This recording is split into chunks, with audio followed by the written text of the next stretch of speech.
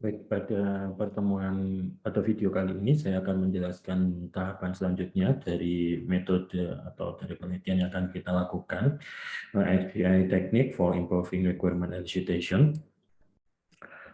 Kalau kita flashback sebentar tentang metode yang kita kembangkan, kita saat ini masuk pada tahapan Identify Significant Behavior Pattern. Jadi kita sudah melaksanakan tahapan 1, 2, 3, dan 4. Dan beberapa tahapan sebenarnya sudah coba kita lakukan juga di dalamnya, seperti kita menganalisa karakteristik dari si user tersebut. Nah, tahapan selanjutnya adalah kita melengkapi tahapan nomor 5, Synthesis Characteristic and Relevant Goal, serta check for redundance and completeness. Nah, dari sini nanti akan kita coba membuat deskripsi singkat yang akan kita gunakan untuk membuat user persona. Oke, kita masuk pada tahapan yang keempat dulu. Jadi kemarin kita sudah membuat form seperti ini. Jadi list pertanyaan, kemudian sudah kalian sebarkan kepada user. Nah, selanjutnya adalah kalian mengidentifikasi behavior yang signifikan, dan kita akan melihat dari pattern behavior tersebut. Tujuannya untuk apa? Jadi ketika ada pattern yang memiliki pola yang sama, nah itulah yang akan menjadi dasar kita untuk menentukan kebutuhannya. Terutama kalau dari keseluruhan stakeholder yang kita tanyai itu memiliki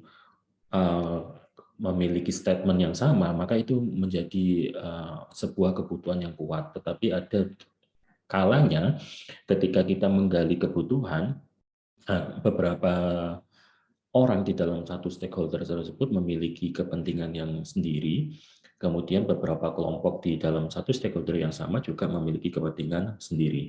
Nah, di sinilah nanti kita tujuan dari mengidentifikasi behavior yang signifikan. Nah, ini kemarin yang sudah kita lakukan adalah mengidentifikasi sebenarnya dari masing-masing pertanyaan tersebut, persentasenya seberapa kuat. Nah, itu nanti yang akan kita petakan kembali kepada kuesioner kita. Saya lanjutkan. Proses pemetaan tersebut yang kita sebut sebagai Synthesis Characteristic and Relevant Goals, tujuannya yaitu tadi, ketika kita mendapatkan sebuah kebutuhan, kalau seluruh orang di dalam stakeholder yang kita tanya itu memiliki satu kepentingan yang sama, maka it's okay, itu adalah kebutuhannya. Tetapi ketika ada responden yang kita tanyai dalam satu stakeholder yang sama tersebut, satu kelompok menjawab A, satu kelompok menjawab B. Nah, ini nanti akan kita lihat signifikasinya seperti apa. Tujuan di sini adalah kita ingin melakukan kalkulasi terhadap hasil di interview tersebut. Yang kita lakukan adalah seperti ini. Ketika ada data yang dia lebih dominan, nah maka itu yang akan kita pakai sebagai pattern atau pola yang signifikan terhadap kebutuhan tersebut. Sebagai contoh, misal kemarin kita kalau di paper ini menanyakan frequency of shopping. Kemudian list kebutuhannya ada atau list jawabannya ada frequent sama infrequent. Ternyata ada 3 orang yang menjawab frequent, ada 2 orang yang menjawab infrequent. Maka yang signifikan adalah frequent. Seperti ini. Kemudian ada desire to shop, ada yang love to shop, ada yang indifferent, ada yang hates to shop. Ternyata yang signifikan adalah love to shop. Nah, maka ini yang menjadi kebutuhannya. Kemudian yang ketiga, motivation to shop. Di motivation to shop, misal di sini ada bargain hunting, ada searching for just the right information atau the right item.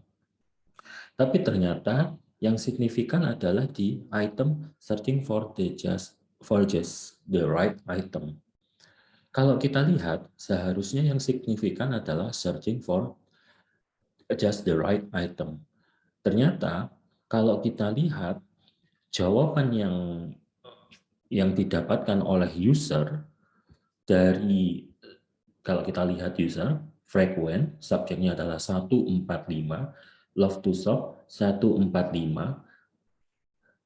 tapi ketika dia ditanyai nomor 4, kalau kalian lihat di sini nomor 4 dia hilang, ternyata dia hanya memilih untuk item yang dibutuhkan saja. Tetapi kalau nomor 1 sampai 5 dia bargain hunting, dia senang untuk mencari barang-barang yang relevan dengan dia. Nah, kalau kita lihat di sini ternyata ada ketidakkonsistenan dari nomor 4. Sehingga dari sini kita bisa membuat dua pola signifikansi. Yang pertama adalah pola yang signifikan yang memang benar-benar signifikan. 145, 145, dan 15. Kemudian pola yang kedua adalah 23, 3 sama 234.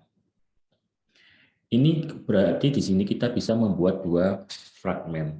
Fragmen yang pertama adalah fragmen yang memang benar-benar signifikan.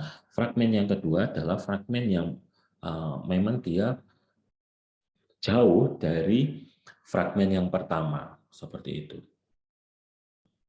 Fragmen yang ketiga sebenarnya juga bisa kita bentuk, misal head to shop. Ini berarti fragmen yang ketiga. Tapi kalau head to shop berarti dia sebenarnya tidak perlu kita buat menjadi list kebutuhannya. Nah, dari sini kita bisa melihat bahwa kalau nanti kita ingin membuat sebuah kebutuhan, yang kita lihat ada dua fragmen. Yang pertama adalah fragmen yang memang benar-benar signifikan menyukai belanja untuk atau menggunakan e-commerce. Yang dia frequent, loves to shop, sama bargain hunting. Fragmen yang kedua adalah yang dia sebenarnya belanja, tetapi tidak shopaholic yang pertama. Dia belanja infrequent, kemudian the store to shop dia indifferent, ya dia kadang suka, kadang enggak, atau tengah-tengah. Kemudian searching for just the right item. Berarti kan dia sebenarnya senang belanja seperti ini. Tapi dia hanya memilih untuk item-item tertentu saja. Nah, dari sini berarti kita bisa membuat dua fragmen. Head to shop kita abaikan karena ini tidak relevan dengan kebutuhan kita. Selanjutnya, dari kedua fragmen ini kita mencoba membuat list identifikasi untuk apa saja yang akan kita buat untuk user persona. Yang pertama ada persona identification, kemudian ada role and task, objectivity, segment, kemudian skill, content, environment, personal, dan psychological test. Sebenarnya data ini kita dapatkan ketika kita melakukan proses penggalian yang ada di mapping tadi. Jadi kalau di sini berarti kita bisa membuat dua user persona. User persona adalah untuk yang pertama adalah untuk kelompok yang atau fragmen yang pertama yang memang dia benar-benar signifikan menyukai e-commerce. Kemudian fragmen yang kedua adalah fragmen yang dia sebenarnya menggunakan e-commerce tapi dia tidak terlalu tidak menyukai yang pertama. Berarti di sini kita membuat dua user persona, detail user persona. Yang pertama adalah kita membuat identifikasi. Kemudian role and task. Yang kalian tanyai itu siapa? Kalau misal stakeholdernya kan masing-masing dari mapping ini kan mewakili satu stakeholder, maka kalian detailkan. Role dan task-nya masing-masing apa? Kemudian objektifnya ketika dia menggunakan menggunakan e-commerce itu apa? Kemudian segmennya apa? Kemampuan dia apa? Misal dia kemampuannya bisa menggunakan sosial media atau bisa menggunakan misal search engine dan sebagainya. Ini yang akan kalian coba tulis untuk menjadi sebuah user persona. Selanjutnya adalah ketika kalian tadi sudah mengidentifikasi detail apa saja. Yang pertama adalah fragmennya, kemudian yang kedua adalah detail apa yang akan kalian tuliskan untuk user persona. Yang ketiga adalah kalian mengecek untuk redundansi dan kelengkapannya. Kalau kita lihat untuk mendapatkan hasilnya kemarin, kita menggunakan namanya adalah rule of five. Jadi setiap stakeholder untuk satu kategori yang sama, kita mengambil 5 orang. Nah, untuk melakukan cek untuk redundansi dan completeness, kita melibatkan orang yang ke-6, ke-7. Jadi the second rule of five. Jadi kalau pertama kita untuk mendapatkan mendapatkan map tadi adalah kita menggunakan 5 orang untuk setiap karakteristik, maka untuk melakukan completeness dan cek redundansi, kita menggunakan the second rule of five. Jadi 5 orang yang selanjutnya yang berbeda dengan yang kita tanyai ini. Apa saja yang kita tanyai? Yang kita tanyai adalah apakah sebenarnya yang mereka jawab pada pertanyaan yang ini, itu mereka bisa mengidentifikasi dengan benar atau tidak. Kemudian mereka apakah jawabannya itu sudah tepat atau belum. Jadi kalau misal tetap kita tanyai dengan pertanyaan yang sama, jadi misal frequency of shopping, frequent, infrequent, mereka menjawab apa? Kemudian kita cocokkan dengan jawaban yang hasil di sini tadi. Apakah hasilnya sama? Kalau hasil polanya sama, maka ini kita mendapatkan hasil yang memang sudah tepat. Tetapi kalau hasilnya tidak sama, misal frequency of shopping, di frequency untuk 5 orang pertama menjawabnya 60, infrequent 40, tetapi untuk 5 orang yang kita gunakan untuk validasi ternyata kebalikannya, infrequent 40, frequent 60, maka di sini ada sebuah anomali.